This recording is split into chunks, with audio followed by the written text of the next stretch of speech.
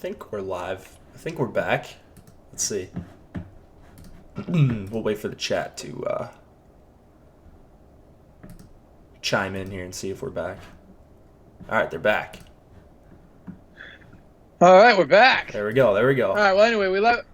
Yeah. So, yeah, there you go. You're coming in a lot better now. Okay. We left off basically just talking about Aaron Sanchez. Both of us like him, but what I was saying before we got before it went underwater was Dylan Bundy's also kind of interesting at a similar price point as Sanchez. If Sanchez is going to be super popular, I'm going to have some interest in Bundy too. Very similar to last week. Last start when Bundy had that very nice outing and everyone was pretty much, or at least many people were targeting the Oakland offense instead. So I'm not totally against Dylan Bundy right now against the Toronto offense that has a bunch of guys that are just struggling right now. I mean, Justin Smoke's not even getting starts right now with how bad he's been. So I'm not totally against Dylan Bundy either. What about you? Yeah, I'm not against him at all. I actually like Bundy quite a bit. A bunch of righties in this Toronto lineup. He's obviously much better against righties. Strikes him out over 30%.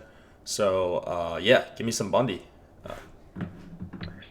Yeah, I just have no interest in hitters here. So that's pretty much about it. You know, looking at the Kansas City-Pittsburgh game, too, Jamison Taeon, Eric Skoglund, last start, he went 5 innings. Not bad, 2 earned, but 3 strikeouts. The thing is, this guy just you're not gonna get a lot of Ks from him. He doesn't miss a lot of bats. Taeon, on the other hand, I don't know. I kind of have some concerns here because the one way that first of all, the Royals must be the most they have to be the most pesky team in baseball right now. It is infuriating, man. Like Musgrove getting blown up in the 5th inning and it just it's so infuriating. And don't get me wrong, I play them all the time, but I liked Musgrove yesterday and it did not end well. Musgrove doesn't allow stolen bases. Taeon is not great at holding runners. And now he faces this Kansas City team that has a lot of speed throughout the top of the lineup. What do you think about this game? Yeah, I kind of forgot that Musgrove does, Taeon does struggle to hold runners. So that's definitely a bump up for Merrifield and Mondesi. You see those guys' price would come down a little bit, especially Merrifield, dual position eligibility for him. So those 2 guys I like, but Taeon's not a guy I really want to target against with like full stacks. And then, I mean, he's kind of in an awkward price range for this slate. You've got all these studs at the top, and then he's kind of alone in this 9K range. So I don't think I'm going to get to Taeon too much, but he should be pretty low owned. And it is a good matchup as far as just the hitters, like before taking into account stolen bases. Yeah, I don't have interest in it. If anything, I probably would roll the dice on some of these Kansas City speed guys. Outside of that, I don't think I can go to Taeon here. It's tough. Now, I don't hate him. He's a very good pitcher. But at 9,200, it's going to be tough to fit Taeon in on a slate like this, right? When you have, Strasburg at Miami, Kluber against the White Sox, Nola against the Mets, even though Nola looks like he's wearing down or something is happening with him right now because you're talking about a guy who has allowed 7 home runs over his last 3 starts. He had allowed 8 home runs over his last 27 starts. Wow. So that is kind of wild when you think about it. He's facing the Mets tonight, and it's a tough spot. Like, dude, Nola was literally one of the most consistent pitchers all season long.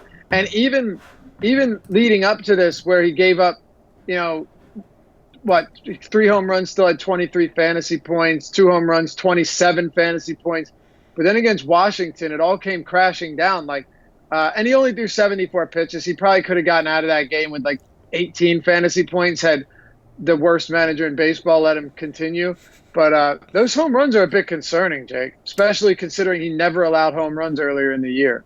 Yeah, for sure. That is quite a bit of a concern, and he's giving them up at home, too. Last start was against the Nationals at home.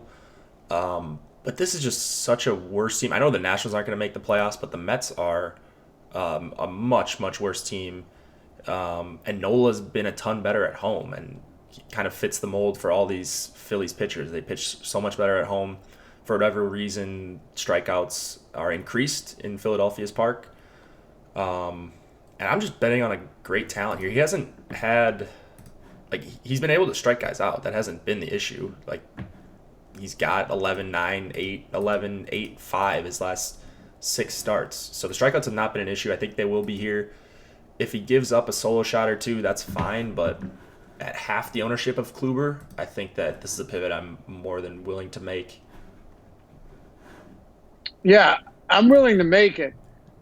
I'm trying to figure out what's going on here because it's very uncharacteristic of him. So I think there's got to be something happening. Now, again, I think it's also reasonable to say that Nola, there's some just natural regression for a guy that hadn't allowed any home runs all season long. Like, I'm willing to accept that and faced a couple decent teams. But, in terms of velocity, like, he was down like less than a mile per hour last start. That's really not concerning.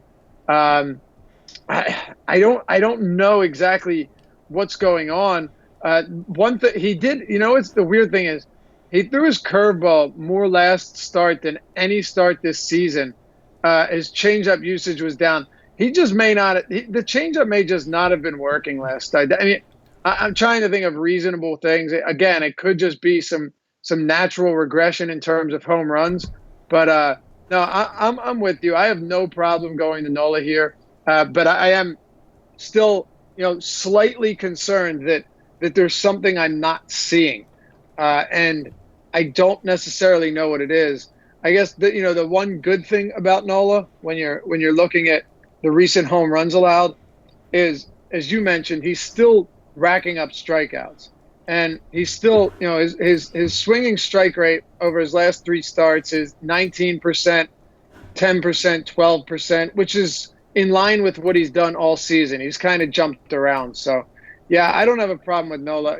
I guess we would assume he's got to be significantly lower than most. I won't say most, but definitely than Kluber. What do you think about in terms of ownership compared to Kershaw and Strasburg? I think he's going to come in like 4th or 5th of these top guys, with Snell probably being the lowest owned. And that's kind of reflected in our ownership projections right now.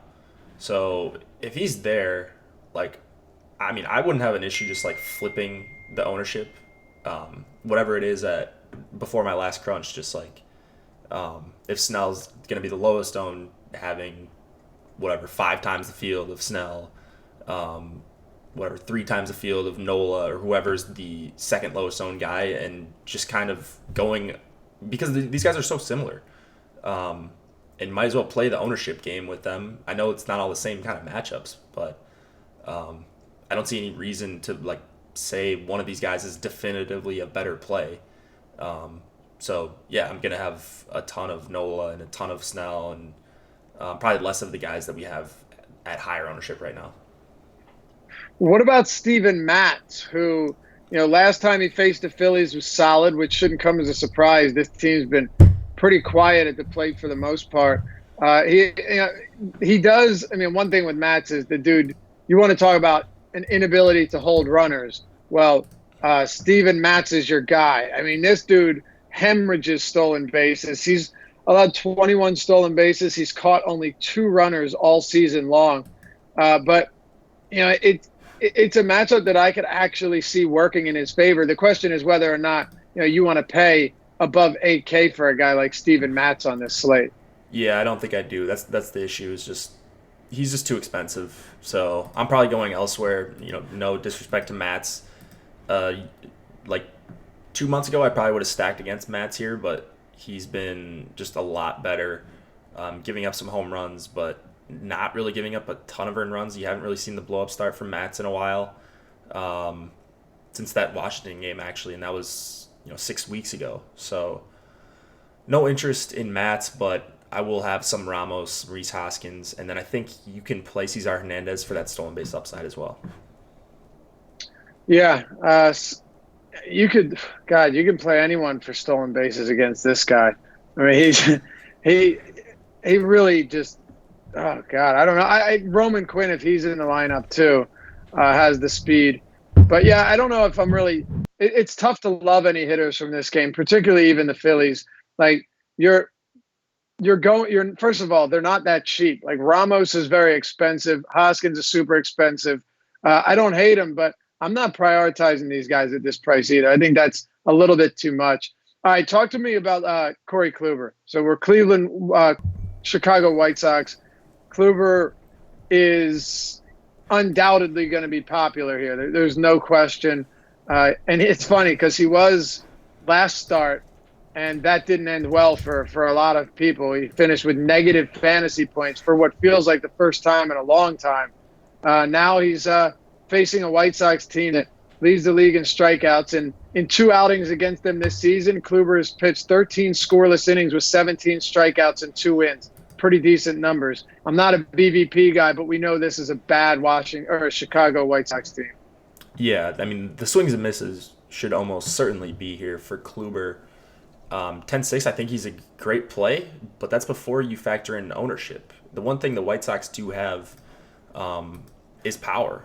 And, I mean, if Kluber's off even a little bit, they have guys that can make him pay, like Palka and Moncada, Navarez, Avisel Garcia, Jose Abreu back in the lineup makes a little bit of a difference.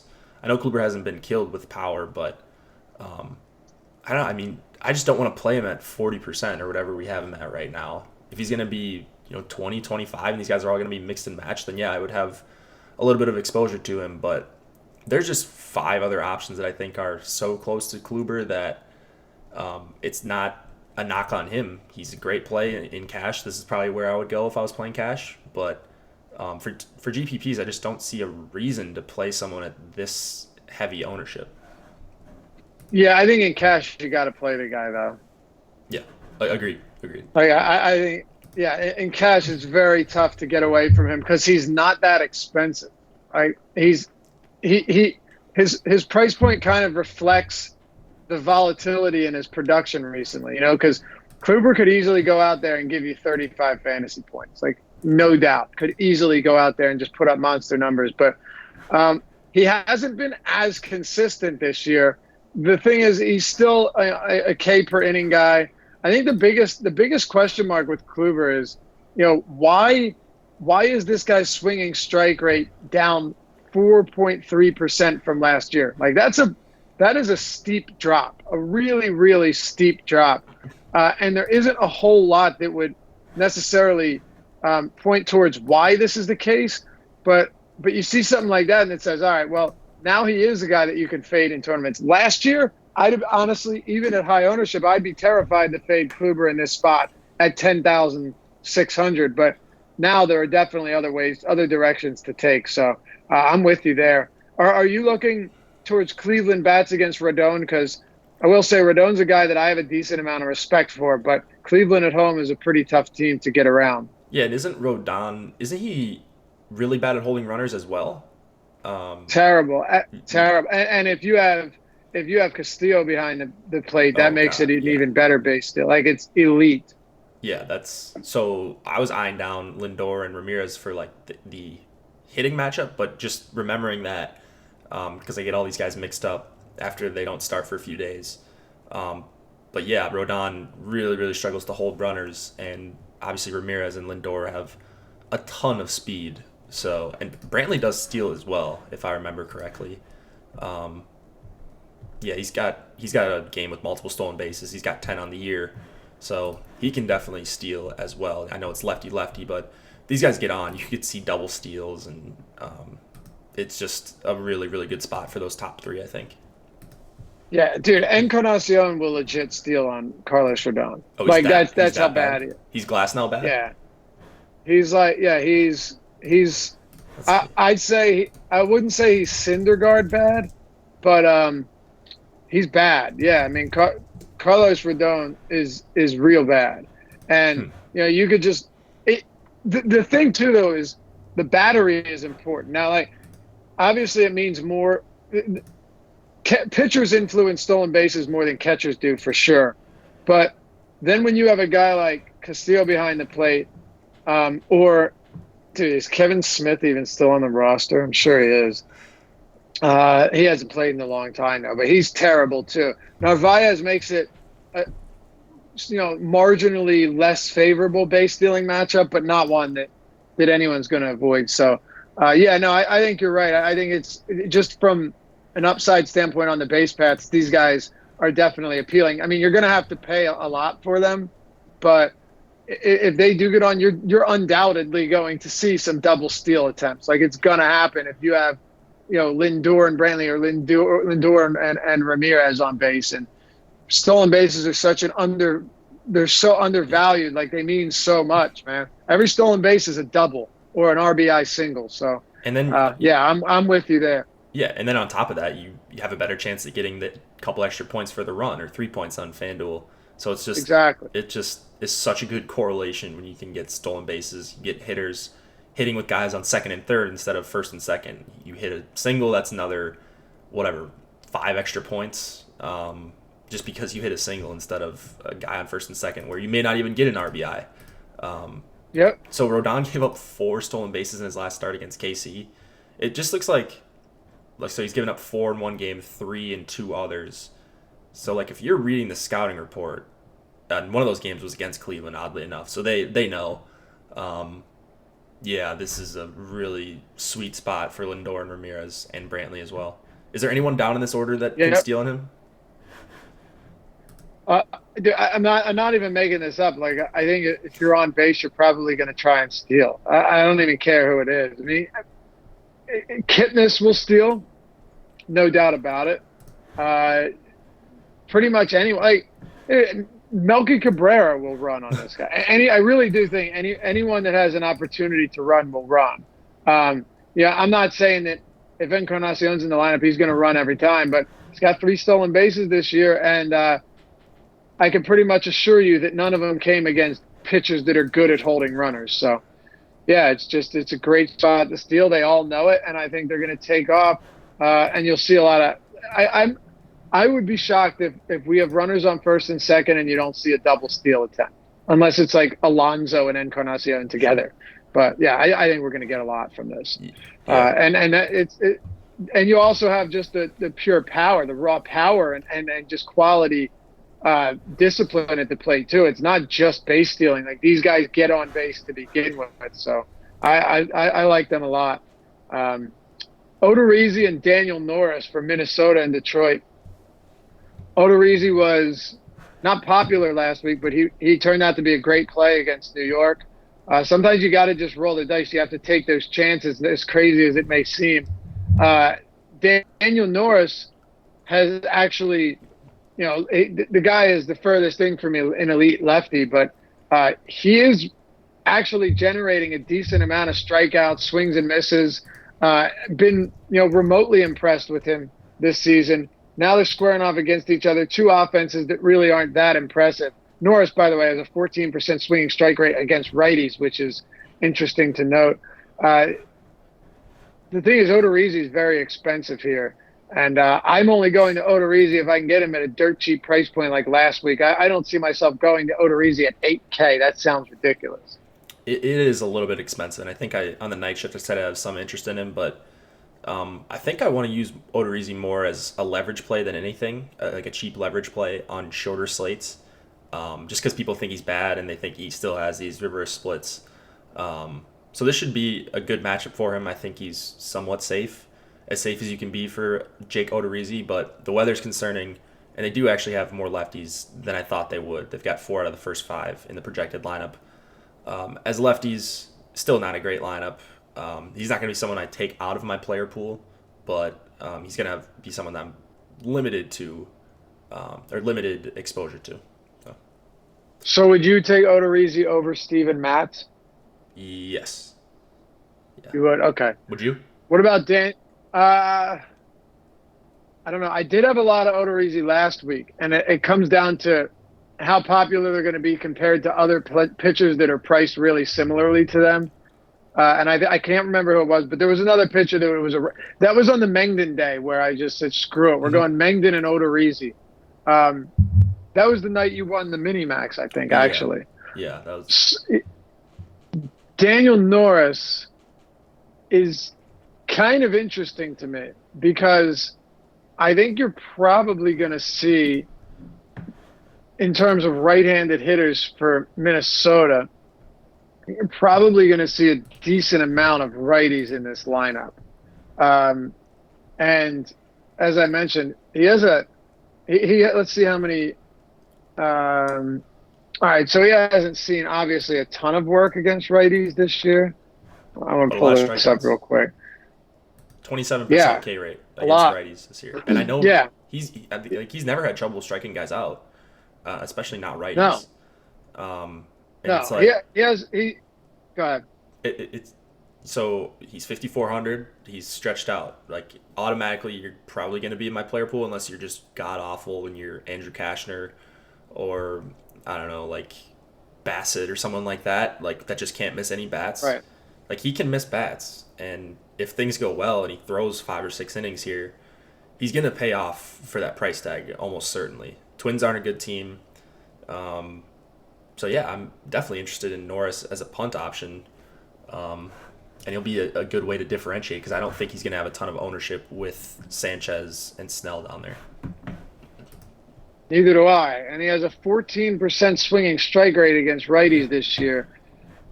That's a really high mark. I mean, just looking at his pitch mix on the season when he's facing righties, you're throwing 33% slider. So slider a third of the time, and the four-seamer more than 50% of the time. So he's basically just been fastball, slider, and then mixing in some changeups here and there. But you're getting plenty of swings and misses on the slider, and even on that fastball, 25% whiffs per swing on a fastball is a really, really solid number. He's faced 103 righties. I think that's enough to just say, all right, not to really know what we've got in Norris. I think we already do, though. But at this price point, there is definitely enough upside there for me to roll the dice on him in a couple of lineups. And, looking at projected lineups for the Twins, they have a decent amount of switch hitters on this team, so it's always hard to say. But I'm expecting, Forsythe, Polanco, Grossman, Garver, Sano, Austin. This could be an 8-righty lineup for sure. Yeah, that's what I'm seeing too. Not in it. I'm only seeing Kepler as the lefty, and that's it. You got like Field, Astudillo. I mean, he's just not going to strike out. Tyler Austin's a little bit scary, as is Jorge Polanco, but I don't see a ton of landmines here for Daniel Norris. And he did have a 36% chase rate against Houston in his last start. He had that one blow-up inning, but he was like, you're probably going to have a blow-up a couple times through the order against Houston if you're a lefty. Right. So I'm not that concerned with Norris as far as him blowing up here. So, yeah, give me some Daniel Norris. Neither am I. Yeah, why not? And you might see Mauer in the lineup. It's possible. But either way, I think you get at least 7 righties. And, the fact that, by the way, it is interesting that Norris is throwing a slider 33% of the time against righties. It's kind of interesting. Generally, you don't see that, but we'll take it and we'll move on. Yeah. Aside from that, in this game, though, I'm honestly, I don't really have much interest in hitters here. Maybe I'm crazy, but I don't know if I really want to. Like you said, Austin could be scary. Sano just strikes out all the time. I don't have a ton of interest in bats in this game, at least not right now. What about you? Yeah, I mean, just basically Austin and Polanco, I guess, if you're looking for like a cheap 2-man. But yeah, I mean, I'm not really on Grossman. I think Garver gets way overplayed when he's against the lefty. Astudillo, Field, like none of these guys. I mean, Kepler lefty is actually probably a guy I should consider. He hits lefties really, really well. And Norris doesn't strike out lefties as much as he does righties. I don't know if that will stick. But I know he does give up hard hits to them. So I have no issue with Kepler. I think he's going to be super, super low owned. What about Strasburg against Miami? Last start was we finally saw a elite level start from Strasburg since he returned from injury. I mean, he had been looking okay, but really not pretty underwhelming altogether for Strasburg. This last start against the Phillies, who he faced 3 times in his first 5 starts since returning from injury, was really solid. He looked great, and was definitely encouraged me a bit because his velocity had been down, and he still managed to get more than enough swinging strikes, more than enough strikeouts, despite the velocity not being where it was. I mean, let's see. His fastball velocity last game was still below 94 miles per hour, but it didn't make much of a difference because he used those secondary pitches to get the missed bats. Whether it be the curveball or the changeup, they worked for him, and he finished the day. He finished the day against the Phillies with an 80% whiff per swing rate on his sliders, or on his changeup, 50% on his sliders. So basically, he didn't even need the fastball to be nasty because everything else was working perfectly. And I think we've seen Kershaw kind of make those adjustments this year as well. Yeah, if he's able to pitch like that with less velocity on his fastball, if you've got good secondary pitches, it doesn't make that big of a difference as long as you're getting ahead of guys. And this is a team he could certainly dominate, and you're still getting a discount on him. So if he is right, or if he's figured out a better way to pitch with decreased velocity, then he's another one. Like Kluber, I think he's a perfectly fine play. But if he's going to be super chalky, then I'll go underweight on him and overweight on a guy like Snell or Nola or someone like that. So I'll just go with the lower owned guy once again, but 3.2 implied total for Miami. If they close the roof, that's probably another upgrade for Strasburg because it is hot and humid in Miami as it always is, and he does struggle to grip the ball in the humid weather. So keep an eye on if the roof is closed. It's not going to make me change my exposure to Strasburg, but just another note there. I don't really like any Marlins bats against him, so no issue with Strasburg for sure. Me neither, and it's kind of crazy to see a slate where you have 5 guys above 10K, and all of them, you can make sense of all of them. You could definitely make a good argument for all of these guys being good plays. So Strasburg's there. I'm with you. I have no problem looking at Strasburg here. Last start is what I wanted to see from him, and we got it. I didn't have as much as I wish I did, but it didn't make a huge difference. There were a ton of good pitching performances, but no, I still wish I had more. Sandy Alcantara for Miami, he's made 2 straight starts, and he's gone 7 innings in both with 6 strikeouts and 20+ fantasy points in both. Just looking at surface numbers here, but he's actually he's held his own. Granted, they've come against pretty bad teams. Do you think Washington gets to him today? Yeah, I think they do. He's done it twice against the Mets. I know it's 2 out of these 3 starts. I think he actually is pretty good, but 14% swinging strike rate in each, because the first start came in June, but the last 2 he has a 14.4 and 14.1% swinging strike rate, which is pretty impressive. Yeah, no, definitely a guy that I would like to use in the right matchup. But I just don't think this is it, and I think the Nat stack is going to be super low owned at 4.5 run total, not even 4.5. So this is another one. If the roof is open, then they get a pretty good hitting environment despite the wind blowing in a little bit, and it's not even really about Alcantara. It's hopefully you limit Alcantara to a few innings here, and he's got issues with stolen bases, 16 stolen bases on 21 attempts in AAA this year for Alcantara. So you got Turner, Harper, Eaton. I think Soto has a few steals on the year as well. And then the Marlins bullpen, 3rd worst xFIP over the last 30 days, and they're just atrocious all around. So you can definitely see a huge upside spot for Washington. Yeah, and just through 3 starts, Alcantara been much better against righties, at least in terms of missing bats. And through 115 AAA innings this year, he had a sub 10% swinging strike rate and a 18% strikeout rate. So I definitely think you see a little bit of regression there in terms of missing bats. So no, I don't have an issue with it either. More than enough lefties here. The only thing that sucks is it's a very friendly pitcher's park.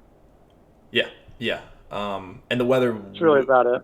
The weather will help, though. I mean, 85 degrees and 70% humidity if the roof is open. So it's going to depend a little bit. I'll probably pull some Nats exposure if they decide to close it.